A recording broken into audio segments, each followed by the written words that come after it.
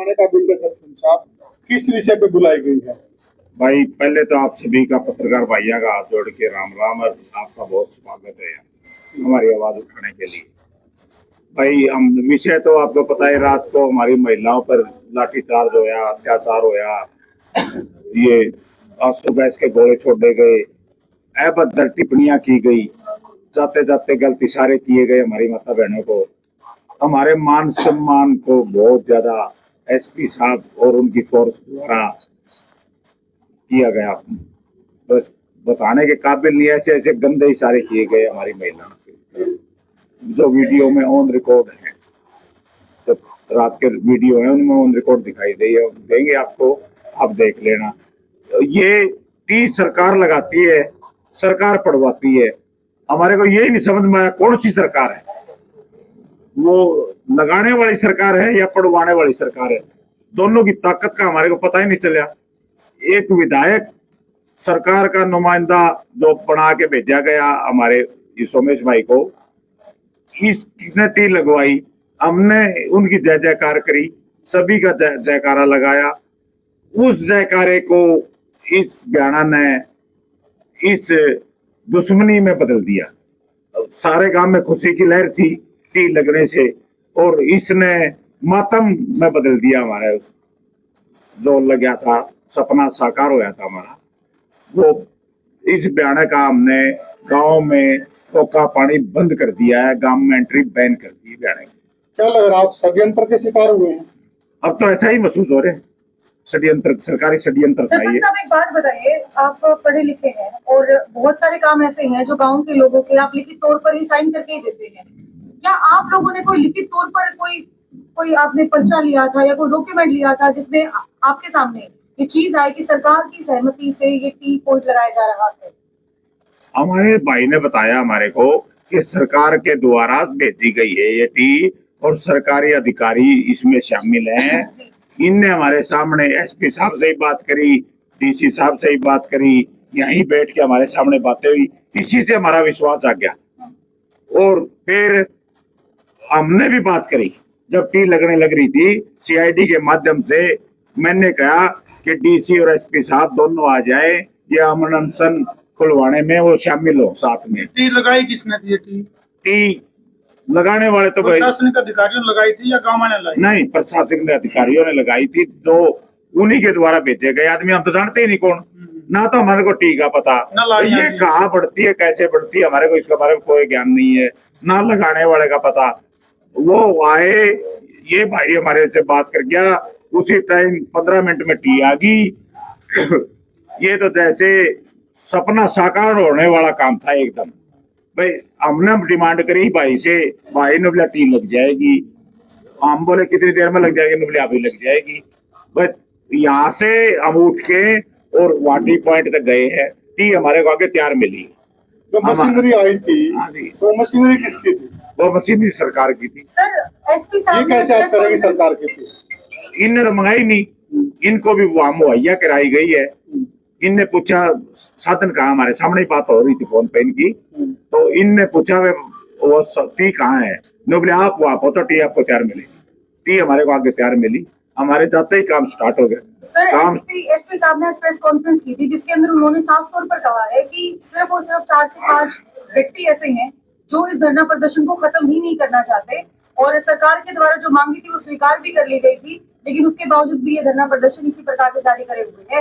हालांकि चंद गांव को पहले भी पानी मिल रहा था, ये कनेक्शन लगाने से पहले, और आगे पानी मिलता रहेगा। इसको लेकर क्या कहेंगे?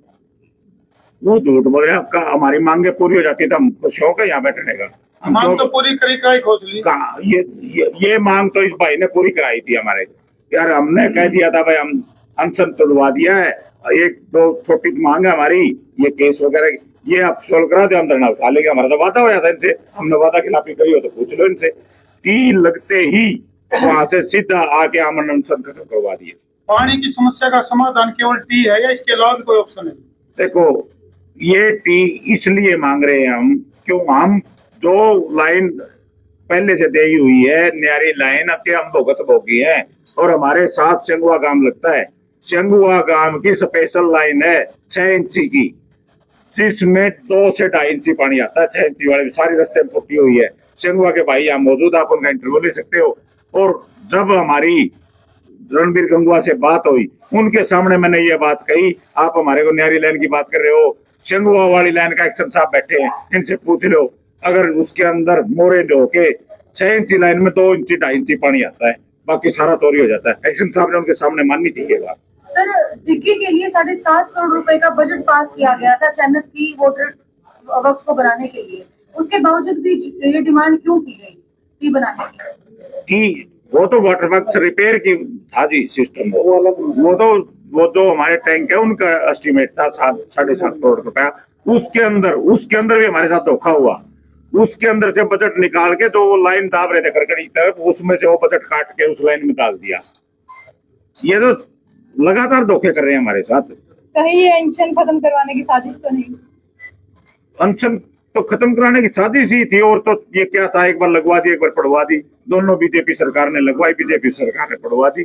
हम तो इसको साजिश ही का नाम देंगे। पुलिस के द्वारा लूटमार की नौबत क्या था? रात को मेरी लगातार एसपी साहब से बात हो रही थी, मैं उनसे बोलिया भाई हम शांति करवाना चाहते हैं, तो बोले आप शांति की अपील करो। मैं हिसार गया हुआ था, मैंने वहां से अनूप के पास फोन कराया, अनूप कोई टकराव नहीं होना चाहिए, शांति से अब रहेंगे हम, वो अपनी टीम पाड़ के ले जाना चाहते ले जाएंगे, लेकिन हम विरोध प्रदर्शन जरूर करेंगे। मैंने इसको कहा कि आप मेरे गांव वाले से बात कराओ। ये मौके पे माइक था, माइक के ऊपर मेरा फोन लगाया, आप यहाँ चैटी वाले के पास वीडियो मिल जाएगी, ऑडियो मिल जाएगी, और मैंने शांति की अपील करी, हमने कोई टकराव नहीं करना है। और फिर वो बात आई, भाई ये बच्चे नहीं रुक रहे, कुछ बच्चे उग्र हो रहे थे। मैंने कहा ये तूड़ी के जो ट्रैक्टर हैं, इनको अपने धरना स्थल के आगे लगा दो, ताकि ये बच्चे आगे उनकी तरफ ना जा सके। एसपी साहब का तुरंत मेरे पास फोन आया, अच्छा तो ट्रैक्टर आ रहा है? हाँ, वो मेरा ट्रैक्टर उड़वा रहा है। मैं बात एसपी साहब कहे तो शांति की बात कर रहा हूँ, तो मेरे पर विश्वास करो, मैं तो हमारे बच्चों को रोकने के लिए ट्रैक्टर उड़वा रहे हूँ, वो उधर ना जाएंगे आपकी तरफ, ये ट्रैक्टर ले लेके निकल जाएंगे तो हमारे बस की तो नहीं रहेगी बात। फिर भी मेरी लड़की बीमार है, ब्लड कैंसर की पेशेंट है, मैं उसको लेके हिसार गया हुआ था, मैं वो बीच में छोड़ के भाई का हवाले करके उसको मैं गांव में आया वापिस। रात के 11 बजे मैं वापिस आया हूँ। वापिस आके मैंने शांति की अपील करी है, एसपी साहब से बात करी है, एसपी साहब को ये कहा कि हमारा पूरा गांव गिरफ्तारी देगा, शांतिपूर्वक लाइन में आएंगे, आप अपने साधन मंगवा ले, हम लाइन में आके गिरफ्तारी देंगे। तो महिलाओं के ऊपर आंसू गैस के गोले छोड़ने की नौबत क्यों आई? और कितने आंसू गैस के गोले छोड़े? हम वहाँ आराम से शांति से वहाँ पहुंच गए टी पॉइंट पे, परली साइड से पुलिस आ गई।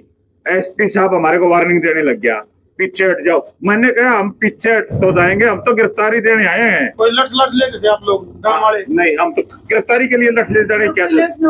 कुछ भी नहीं था। कोई भी एक वीडियो भी दिखा दो। ये हाथ में क्या है? ये आंसू गैस के बम है, तो हमने फेंके मारे तो इतनी हिम्मत करे है, हम तो खाली हाथ गए थे। ये देख लो हमारे ऊपर ये एक तो पूरा पैटर्न को नहीं ध्यान रखा देगा। हाँ, ये देख लो हमारे ये भाई के छोटा बच्चा है, इनके घर के ऊपर बम पड़े आ जाके अंदर आंगन में। पुलिस का बयान ये है कि आपकी तरफ से अटैक किया गया, 2 से 3 पुलिस वालों को काफी चोट लगी। एसपी साहब नेम कर दे इस बात का, हमारे से चोट लगी हो तो। हमने देखा है उसको, पुलिस वाले को वैसे ही बीच में ड्रामा करके उठा के ले जाते। जब तक तो हमारा आपस में दूरी भी थी, जिस टाइम उठाने लग रहे थे। सर आप ये बताइए, एसपी साहब ने कहा है कि जो टी पॉइंट लगाया गया था वो सिर्फ और सिर्फ आप लोगों ने अपने स्तर पर ही लगाया है, प्रशासन का ये तो बताया गया, उसका जवाब दे दिया ना। इसको लेकर आप क्या करेंगे? क्योंकि मीडिएटर आप ही आए थे ये कहने के लिए कि सरकार ने आप लोगों की मांगे स्वीकार कर ली है, और अब एसपी साहब कह रहे हैं कि ये तो आपने अपने स्तर पर ही लगवाया था। देखिए, मैंने आपको कल ये बताया है, जाड़ में दवाई लेके इकट्ठे आए।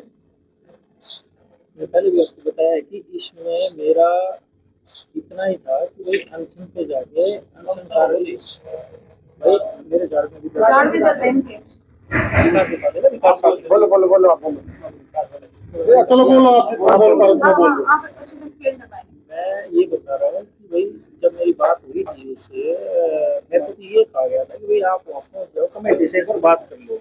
मेरी अरस शिकारा जी से बात हुई थी, अरस शिकारा जी ने भाई विकास से बात की और ये जब आने के बाद फिर कमेटी से बात हुई थी। मेरे तो ये कहा गया तो मैंने कहा भाई क्या कुछ है वो बताओ तुम, कैसे ये अनशन खुलवाना बहुत जरूरी है क्योंकि ये बड़े बुजुर्ग हैं, चन्नत गांव से मेरा भी प्यार पड़े, मैं रिश्तेदारी क्योंकि दूर के नाड़ है आपस में, एक दूसरे रिश्तेदारी तो होती है।